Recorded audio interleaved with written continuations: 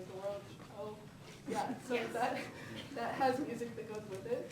So we're going to teach you that, and then we're going to clap and sing at the same time. So, yes. The song, wow, okay. The song we're doing is Some Nights, which you probably know, but it's different words, obviously. So, ready? As good as any time. 1, 2, ready, go. Save the world, save the world, oh. Save the world, save the world, oh. Save the world,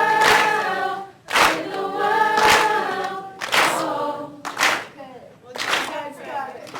You'll find out when that comes.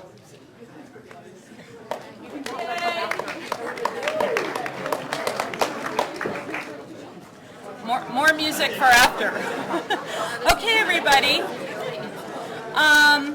So we do have a special guest among us. Anybody see our special guest anywhere? Oh, yay! Ollie came. So Ollie's here, and Ollie today brought an American flag. Woo! Go USA!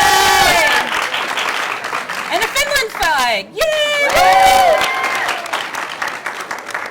So you're probably wondering, what's this whole thing with Finland? So was anybody here last year? Who was here last year? So last year we connected with a group of kids from Finland during the summit, and they just, and I'm going to give you a little bit of history about why we're connecting with Finland and what the whole deal is. So first of all, I have a question.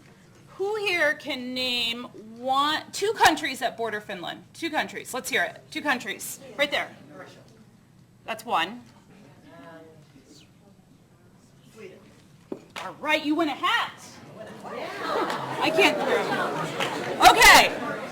Who can name one more country besides Sweden and Russia that borders Finland?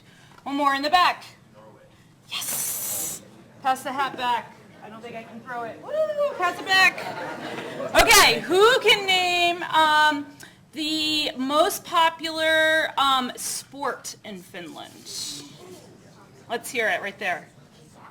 Not soccer. Not soccer. Right here. Not hockey.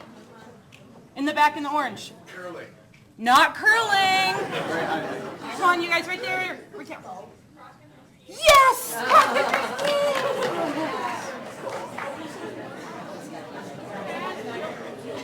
Okay, who can name what country in the world has the most per capita consumption of coffee? Finland. Right there. How many cups a day do you think, anybody? 2,600,000. Five. Average 5 cups a day. They're pretty serious about their coffee breaks. It's dark in Finland. Okay, so a little bit about Finland. So there it is, up there, north. And it's next to, compared to New York State's quite a bit bigger. But it's northern climate. And a few years ago, or over the past few years, the Wild Center had the opportunity to partner with Heureka, which is a science museum right in Helsinki. It's their biggest science museum. And we did this through a grant, and there was a bunch of exchanges. We went there, they came here. Anybody here at the 2010 Youth Summit? Who was here at 2010? So in 2010, we actually had a team of folks from Finland that came and presented and were a part of the Youth Summit. And they were totally inspired by this. And then we went over there, and they came here. We brought students from Saranac Lake, Lake Placid, and Tupper Lake. So it was been a pretty amazing relationship. They also have a lot of this white stuff, snow. And a lot of it. They're above, the whole country's above 60 degrees latitude, so it's pretty close to the Arctic Circle, so the winter thing is kind of a big deal up there. And like us, they really celebrate the winter sports. There's tons, like cross-country skiing is super popular. There's ski trails everywhere. There's ski jumping. I mean, some of the villages, I have been fortunate enough to have gone on the exchanges, and they look just like villages here in the Adirondacks with, with ski jumps and like cross-country ski trails and places, for people to be outside, and it's a really important part of their community and their culture. And so that was part of the impetus of this exchange, was looking at how climate change was impacting a winter community. We were the Adirondacks, so it was not just us from the museum, but it was teachers and community members that participated.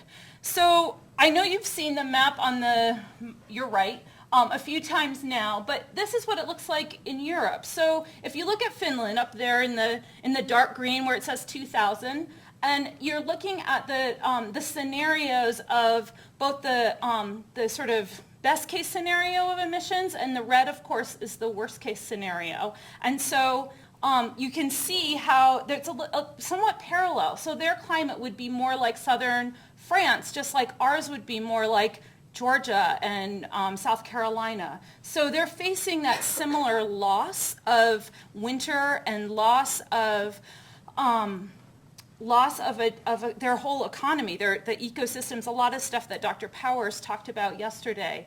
And so we found that dialogue between the Adirondacks and Finland to be very powerful, because we shared a lot of the same values, particularly around winter, but also around our connection to the outdoors.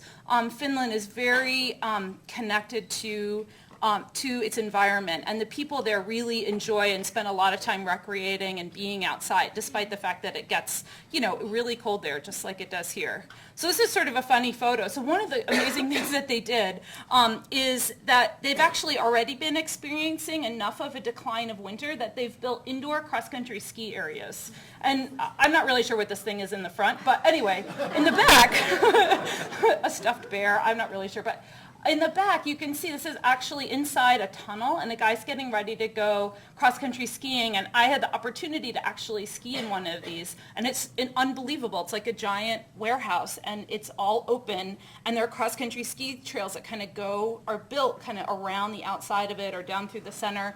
And so they are already thinking about how they're going to deal without the loss of winter, with the loss of the snowpack.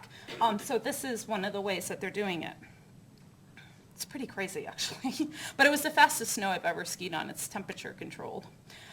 So what are some of the differences between Finland and the U.S.? So one of the things about Finland is that it's a socialist government, and there's a lot of government-led initiatives around climate change and mitigating climate change, as well as being as efficient as possible with their resources. So we saw a lot of this. One of the slide in the middle is showing they do district heating. Anybody know what district heating is, or central heating? Anybody ever heard of that? So that's when you have like a center area that actually captures heat and sends it out to everybody. You don't have like individual like wood stoves or an individual like fuel tank in your house. You actually get your heat from pipes that come through the ground.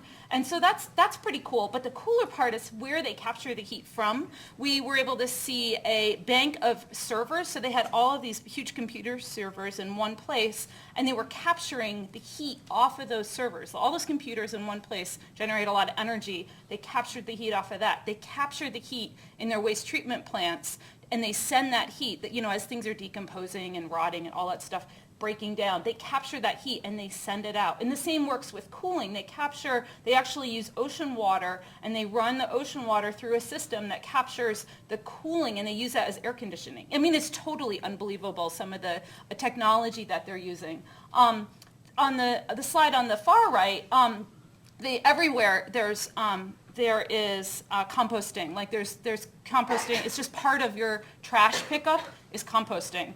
They also, pretty much everything that you use can be either composted, or they also have a container that says energy on it. And so they actually burn those materials, and it's plastic, so it's a whole bunch of stuff, but they have very highly efficient burners that, that can burn that, and then they use it for that district heating. And Kristen's been talking about sort of this culture shift idea, like the socially unacceptable part of what is it, or last night Kristen Kimball was talking about this, how it's socially unacceptable almost to drive a car. Like, I mean, people everywhere bike. You bike all the time, or walk, or take public transportation. And so they really have seen that paradigm shift. And a lot of these are government policies that have been put into place. So it's pretty amazing. What's different here in the U.S., and what was one thing that we found was pretty amazing, was that the grassroots effort. When we were in Finland, there wasn't this like go get them like spirit that Americans have. Like that is part of our culture. Like having something like a youth summit and like thinking that kids can make changes in their schools is that was like something that was kind of foreign to them. And so this kind of go get them attitude, or we can do it, or we can figure out a way to make this happen, is something that is really an American, almost like an American value. Like people can make change themselves. It doesn't have to come from the government. We can do it. So this was something that we learned by being there. So as I mentioned earlier, we had 3 students that were involved: Brian Larson from Tupper Lake Meadow, Hackett from Saranac Lake, and Dan Coffrin. And they participated in the exchange, and they really inspired the Finland team that we worked with, to the point that they wanted to do a youth climate summit. So last year, actually, was their very first Finnish Youth Climate Summit, and it was on September 6th. And that's Heureka, that's the Science Museum. And it inspired them. So this summit right here inspired a summit in Finland. And now they're on their 2nd year, and it happens to fall on the same exact day, which is really incredible. And so in just a minute, we're going to call them and see how they're doing. And so same sort of structure. They had heard lots of presentations. They had a chance, their students, to create climate action plans and then report out to the group. They had, I mean, this could be a table out in the Wild Center right now. They had food, local food, and that was a big part of what that they did last year, was bringing that local food action, and that was a big part of the climate summit. So it's an amazing way that we can really, can now really connect to them. So I think we're actually just in time for our call. So let's see if we can make this all work. What time is it going to be there? It's 7 hours ahead. So they have been in the conference all day. So while you were sleeping, they were at the conference. They are going to be wiped out. He's not online yet. We'll try it anyway.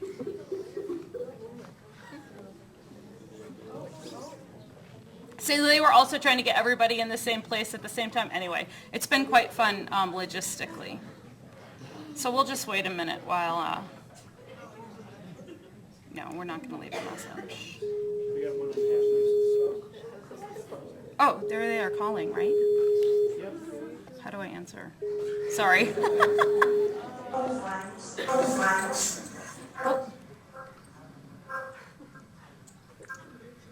Hi, everybody.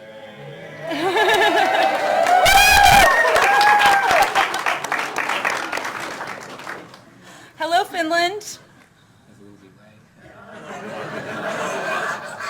I can do this. I can do this. Better. 1, 3, 2, 3.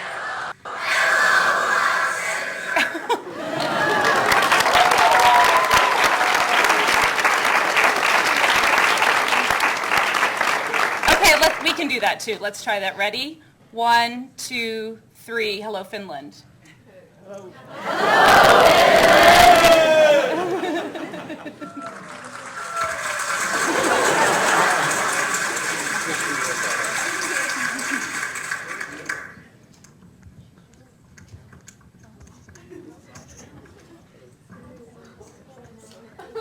So we had some questions that we came up with to talk to the students, and I have our 4 students up here.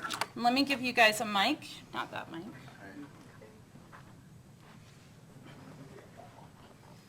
So I guess the first question is, we share the common climate of winter, and we've seen a lot of changes in the Adirondacks. What evidence of climate change have you guys seen in your country? Hi. Hi, My my name name is is Ika. Ika. I live in a called city Jyväskylä, called in the Jyväskylä. middle of Finland, and I go Palokka school. I wonder if the increasing amount of storms has something to do with climate change.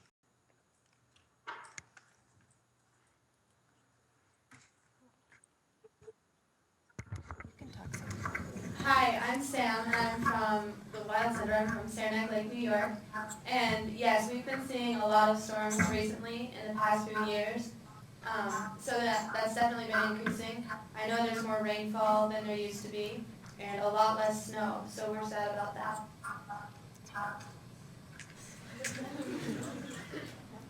You can ask what about in Finland. Yeah, ask him what about in Finland. Have you guys noticed anything in Finland locally? Any more storms or anything else? Rising temperatures?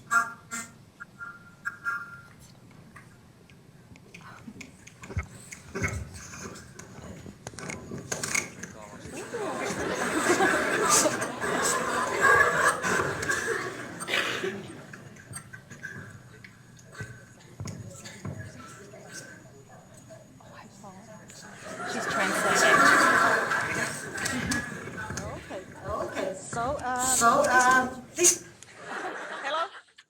So this was what Ika was thinking. Ika was wondering if the storms are happening because of the climate change. And we also have an answer for the second question. What have you thought in America about this second question?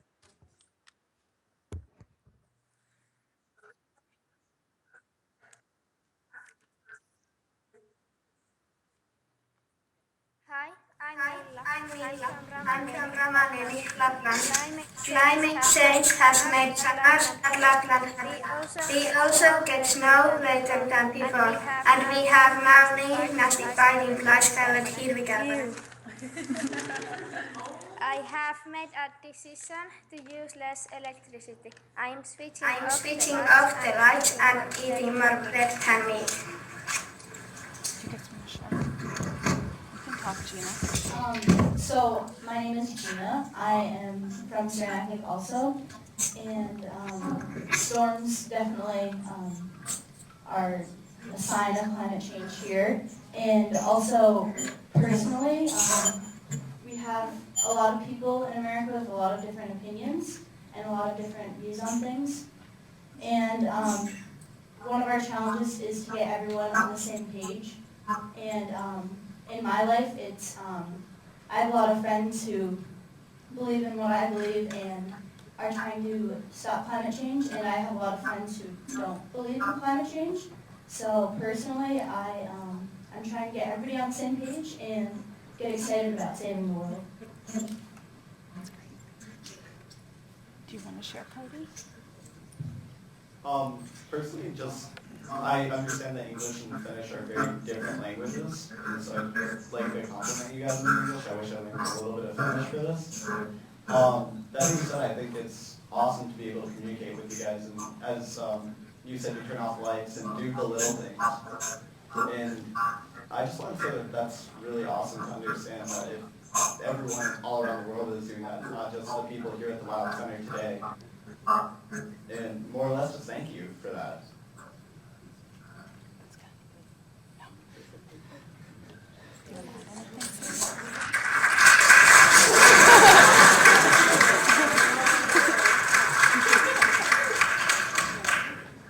And for a question, when you guys go back to your school, how do you plan on implementing the things you've learned at Heureka?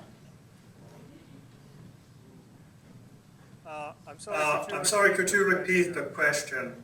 Very slowly, please. Oh, yeah. When you return to your school, how do you plan on working with the students to implement what you've learned at Heureka?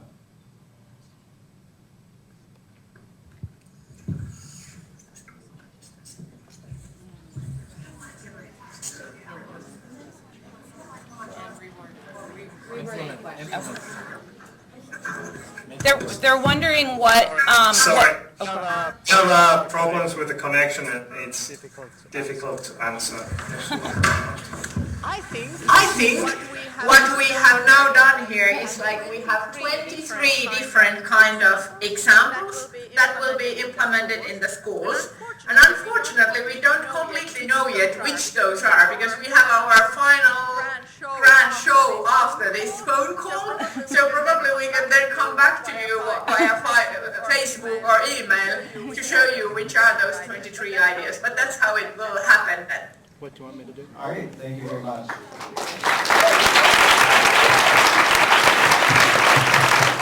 that's the last question. What's the best thing that you've learned? We're prepared to answer one more question. Could you please read the question for us? The last question.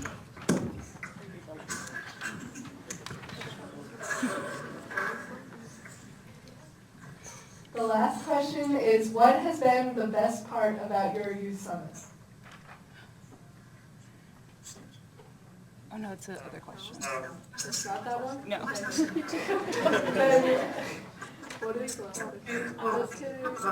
Your generation. Oh, just kidding. The last question is, if our generation had the power to fix climate change and could wave a magic wand and create the world you want to live in, what would it look like? How would you begin?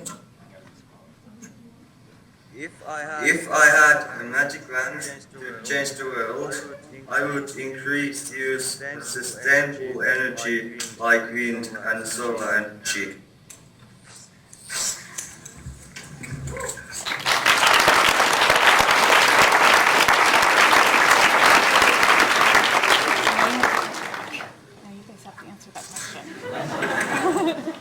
Okay, and for the end, we have a greeting for you all, then while centered. Just a second.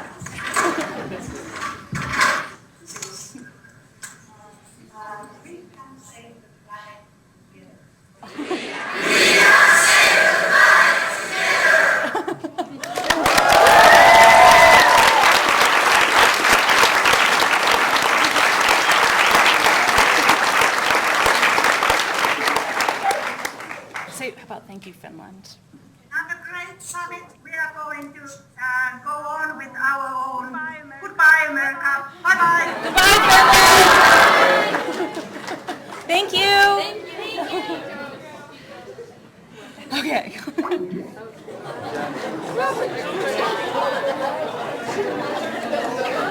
Okay, sorry, that was a little crazy. So,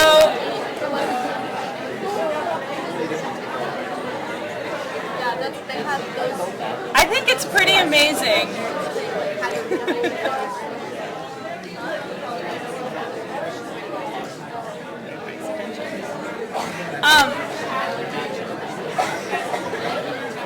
I think it's pretty.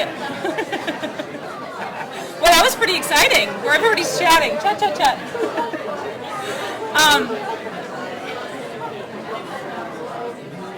So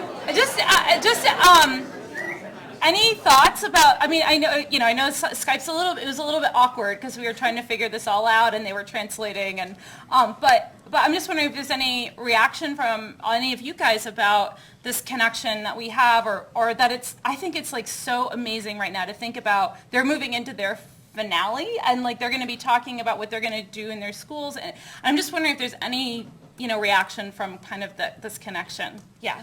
I think they're just as surprised as we are, and I think that's a good energy to like kind of find, and I think it's definitely something that's going to keep going. There's more people like this. So when you say surprised, what do you mean by that? Surprised? You're not ready for it. You're not like, okay, I got to convince other people climate change. You're not like at the face of someone who already knows about it and is as amped as you are, let alone a whole country. Yeah. So surprised the girl said she was from Lapland. Yeah, so It'd be like us having somebody from Alaska. yeah, so they actually their conference is the whole country, and so they had kids like come down on overnight trains and stuff, and actually the train the big train company in Finland sponsored the transportation so the kids could come. And which is unbelievable. And there's some, it's only one day. And so some kids literally rode the train on November 6th all the way down. They're going to do the summit, and then they're going to get back on their train tonight, and ride it all the way back so they can be in school. And, you know, it's like 11 or 12-hour train ride. It's not short. So, other reactions or thoughts? Sam? Do you know if they make a video like we do for here? Because it would be cool to see a video of their summit. Oh, the question was, do they make a video? I'm not sure if they make a video or not, but I can ask. And I should preface this by saying we did actually send over a welcome video to them, which you can see. We'll pull that up so you can see it. It's kind of fun, and it's all in Finnish subtitles. And anyway, so we'll pull that up, and we can share it with you. Yeah. Yes, in the back. I question the government support on how they have their government support compared to ours. So the question is around government support. Whether they obtain government support and what's the difference between our government and theirs in the support of our government. Right. So I think I can answer a little bit of that. Is that they're a socialist government, so it's a little bit different. So more of their tax dollars, they pay more taxes than us, and they cover a lot more government services. So it's just a different, like, recycling is a law. Like, everybody does it. Like, it's not dependent on counties or whatever. And I can tell you more about that, but it's more top down for them than it is for us. Other questions or thoughts? Ginger. What just struck me was we are not alone. And that was comforting. So Ginger from Colton Pierpont just mentioned that what struck her was that we were not alone, and that we were part of a bigger picture. 2 summits, 1 world. Regina. I think it's like amazing how like I thought like it was like only like a small group of people, but it shows that actual countries are dedicated to this, and right. not just like small group of people like us. But there are more than just one little area. There's an entire country. Yeah, so it's an entire country that's dedicated to making change. Send their kids 12 hours away to do this. Right. So they also had 25 teams, I think, come of kids. So that's why they almost the same number, actually. We had a few more teams. So it's pretty exciting that they have a whole country participating. Any other last thoughts before we move into the next session? Yes. I'm just amazed that this is an entire world thing. This isn't just us. This is everyone. Penetrating different cultures, and it's affecting everyone, and we're just like joining together in this thing of all people. So it really is all about all of us joining together and working together. And, you know, I find it really incredible for me personally that this summit really inspired that. Like that is why they have that. And now it's going to keep going and going and going, and we're going to keep going, and it's just going to get bigger. We're going to inspire youth summits everywhere. That's my goal. That's what I'm passionate about. Okay, that was awesome. So let's move on to open space. So open space, Carrie and Kendra, 2 of our education staff. So the next session, let me just tab. Let's see.